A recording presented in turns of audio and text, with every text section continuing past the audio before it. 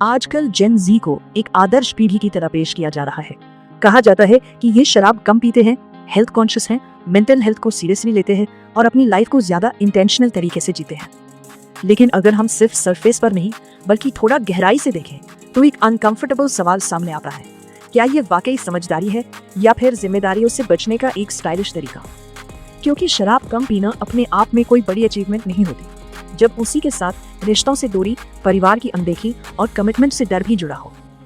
आज की वीडियो में हम 5 ऐसे पॉइंट्स पर बात करेंगे जो दिखाते हैं कि जेन जी का सोबर लाइफस्टाइल असल में क्या दर्शाता है और इसका समाज पर क्या असर पड़ रहा है। जेन जी शराब से इसलिए दूरी बनाता है क्योंकि उन्हें डिस्कम्फर्ट पसंद नहीं है। हैंगओवर नहीं चाहिए, कंट्रोल से बाहर होना नहीं चाहिए, अगली सुबह गिल्ट या रिग्रेट महसूस नहीं करना चाहिए। ये सुनने में रिस्पॉन्सिबल लगता है, लेकिन यही माइंडसेट जब जिंदगी के बाकी हिस्सों में चला जाता है तब प्रॉब्लम शुरू होती है। जिंदगी हमेशा कंफर्टेबल नहीं होती, कभी कॉम्प्रोमाइज करना पड़ता है, कभी एडजस्ट करना पड़ता है, कभी मुश्किल डिसीजंस लेने पड़ते हैं। पहले की पीढ़ियां सीखती थी कि एंजॉयमेंट और रिस्पॉन्सिबिलिटी में बैलेंस कैसे बनाया जाए। जेन जी ने बैलेंस सीखने की बजाय अवॉइडेंस सीखनी है। जो चीज थोड़ी भी मुश्किल लगे उससे दूरी बना लो। यही सोच आज रिलेशनशिप्स, जॉब्स और फैमिली लाइफ में भी दिखाई देती है। शराब छोड़ देना आसान है, लेकिन मुश्किल हालात में टिके रहना, इमोशनली प्रेजेंट रहना और जिम्मेदारी निभाना कहीं ज्यादा कठिन है। आज बहुत से जेन जी एडल्ट्स अभी भी अपने पेरेंट्स पर डिपेंडेंट हैं, चाहे वो पैसे का मामला हो, इमोशनल सपोर्ट हो या डे टू डे लाइफ। शादी को डिले किया जा रहा है, बच्चों की जिम्मेदारी से बचा जा रहा है, लॉन्ग टर्म प्लानिंग को लेटर पर डाला जा रहा है, लेकिन ओपिनियंस देने में कोई डिले नहीं है। रिश्तों पर लेक्चर, मैरिज पर जजमेंट, पेरेंटिंग पर क्रिटिसिज्म, सब कुछ फ्रीली दिया जाता है। सवाल यह है कि जब खुद जिम्मेदारी उठाने का अनुभव नहीं है तो मैच्योरिटी कहां से आएगी?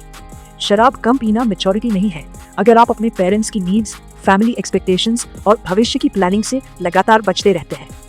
रिस्पॉन्सिबिलिटी के बिना सेल्फ केयर धीरे धीरे सेल्फ सेंटर्डनेस बन जाता है।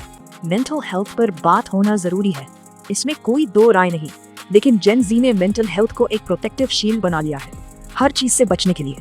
जॉब थोड़ी डिमांडिंग लगी तो बर्नआउट बोलकर छोड़ दी, रिलेशनशिप में पेशेंस चाहिए तो टॉक्सिक कहकर खत्म कर दिया, फैमिली एक्सपेक्टेशंस आई तो ट्रॉमा का लेबल लगा दिया। पहले की पीढ़ियों के पास मेंटल हेल्थ की वोकैबुलरी नहीं थी, लेकिन उनमें रेजिलियंस था। आज वोकैबुलरी है, हैशटैग्स है, अवेयरनेस है, लेकिन सहनशीलता कम होती जा रही है।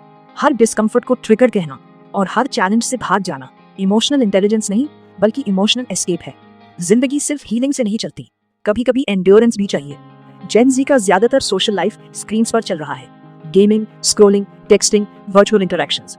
इन पर्सन सोशलाइजिंग लगातार कम होता जा रहा है। फैमिली गैदरिंग्स बोरिंग लगती है, रिलेटिव्स इरिटेटिंग लगते हैं, समाज से जुड़ाव अननेसेसरी लगता है। पहले अल्कोहल सोशल बॉन्डिंग का हिस्सा था। वेडिंग्स, फेस्टिवल्स, सेलिब्रेशंस में लोग साथ बैठते थे, बातें करते थे, मेमोरीज बनती थी। आज मॉकटेल हाथ में लेकर कॉर्नर में बैठना कूल माना जाता है।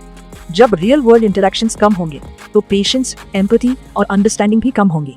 स्क्रीन पर बने रिश्ते कभी भी रियल लाइफ कनेक्शंस की जगह नहीं ले सकते और यही इमोशनल एम्प्टीनेस आगे चलकर लोनलीनेस में बदलती है। जेन जी को सबसे ज्यादा डर सोशल मीडिया पर गलत दिखने का है। कोई वीडियो बन गई, कोई मिस्टेक रिकॉर्ड हो गई, कोई मोमेंट आउट ऑफ कंट्रोल हो गया। यही डर उन्हें कॉन्स्टेंटली अलर्ट रखता है, इसलिए हर चीज कंट्रोल में रखनी है, इमोशंस, बिहेवियर, इमेज। लेकिन रिश्ते कंट्रोल से नहीं चलते। रिश्तों में मिस्टेक्स होती है, आर्ग्यूमेंट्स होते हैं, फॉरगिवनेस होती है, ग्रोथ होती है।